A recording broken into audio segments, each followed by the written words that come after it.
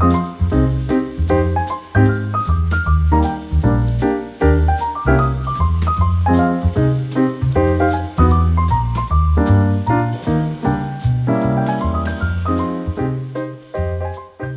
you all so much for stopping by today. So it's still cold out here, but I feel like it's at a temperature to where I could get a little bit of work done. What I want to do is little by little clean the raised beds out. I have a few leftover plants and leafy greens that I'm going to pop in, but I wanted to take you all along with me as we clean up. So I'm just going to break everything down, try to do it day by day. Now, over the next few days, believe it or not, y'all, it is going to get like in the 60s. So I'm ready for those days.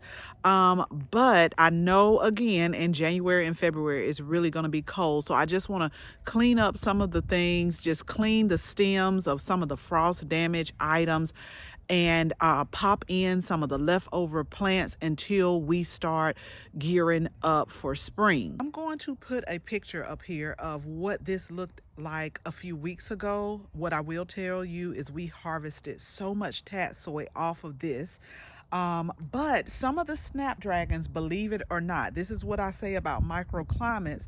Some of them in the other parts of the garden, this is the same variety, they're doing great. Other parts, when we got down in the 20s, you could see that they really took a hit.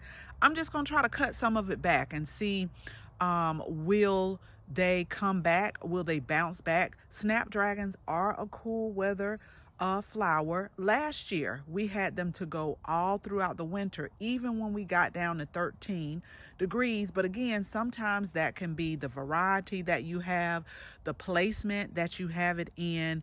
And so all of that takes effect. But I just want to clean up some of the marigolds right here, get some of the leaves that have fallen down in the beds, and just pop, I think I have some pansies, just pop some pansies in here and just make it look better than what it's looking right now. So I did not film everything that I did, which is why I'm going to go through this bed again and just show you what I did, because I have seriously played around for something that shouldn't have took maybe over 30 minutes. Y'all, I've been inside, I've been sitting down, I've been taking breaks, and finally I told myself, hello, it gets dark early, you might want to go ahead and hurry up, because I still want to go ahead and finish planting some tulip bulbs that I am going to put in a container.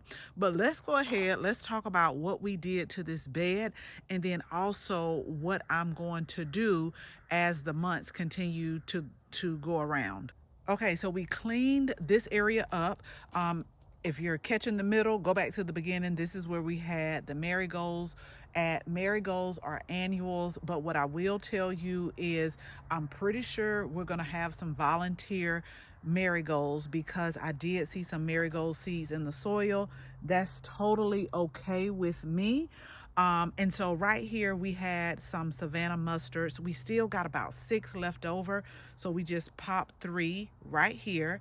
Then I had some pansies that were left over that were purple, so I pulled the other marigolds up and then I put those right here. Now I did a lot of cleanup with these Swiss chards, the leafy greens, where they had took that frost damage at. I actually cut back some of the snapdragons. Now I'm going to start some more snapdragon seeds inside. Again, this is a different variety. We have other varieties in the garden that are doing just fine, but I just cut some of them back, and then I cleaned up the broccoli rob that is over here. This plant is like a love-hate plant. I didn't like broccoli rob, had never heard of it. When we stayed in Naples, Italy, this was a very common vegetable for them. But the reason why I say I have a love-hate relationship with it, because here in Georgia, zone 8A, you have to get that temperature right. I planted them probably in October, 1st of November. It was still a little bit warm for them. So one of them bolted and went to seed. But then when we got down in the 20s, it took a lot of frost damage. So I cleaned up those leaves. I do see where we're getting you know, a little bit of action going on right here. But what I can tell you is the Italians they also cook the leaves as well. So even if, depending on how the temperatures are going to do, because they are getting up in the 60s later on this week, and then they're going to drop back down, we can always use these for leaves, and we can cook them as well. So this is where the other 2 broccoli raws that I pulled, one I didn't mean to, but I broke it at the stem, and I was like, just go ahead and pull it. And then I pulled the other one that had bolted and went to flower, and I just popped a common chive plant here that I started from seed. It was like in the waiting area, just waiting for me to do something with it. We have garlic chives and regular chives throughout the garden as well. And then these are our blue collards right here, which are bred where you can plant them a little bit closer together. They don't get that big, so we'll be having these for the holidays as well. I'll come in you know, in the morning time and just pick some fresh leaves, and we'll cook that. And then coming on around here, I just deadheaded some of the pansies that we've already had in. I probably should go ahead and do this one too, but I just took off some of the spent flowers. See, I knew I was gonna do this, y'all. Let me hurry up. I just took off some of the spent flowers, and then we'll let those continue to grow. But just looking at how it all started and how they were, I'm really not pleased with this snapdragon right here.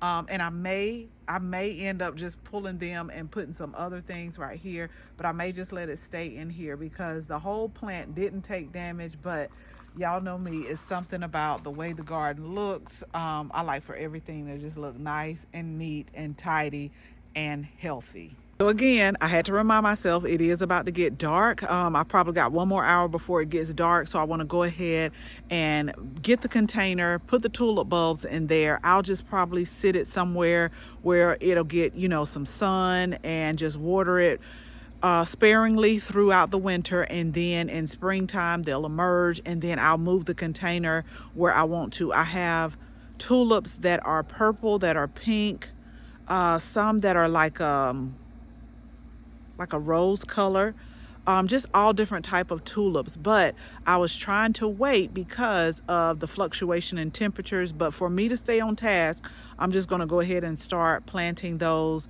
and then we'll have the tulips emerge come spring, and I'll share that with you as well.